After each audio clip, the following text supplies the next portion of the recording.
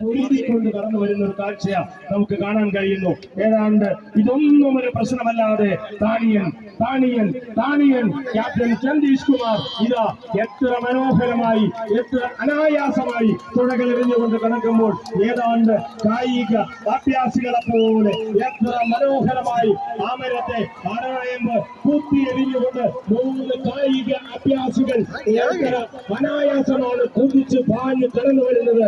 തൊട്ടുപിന്നാലെ ഇതാ വെണ്ണക്കരമ്മയും ഹനുമാൻ നമ്പർ 1 ആ ഹിറ്റ്സിന്റെ 2ാം സ്ഥാനത്തിലെങ്കിലും ഏതാണ്ട് ഒപ്പത്തിനൊപ്പം ഫിനിഷിംഗ് പോയിന്റിലേക്ക് കുതിച്ച് ആവേശമുള്ളൊരു മത്സരം. ആരാണ് വിജയിക്കുക?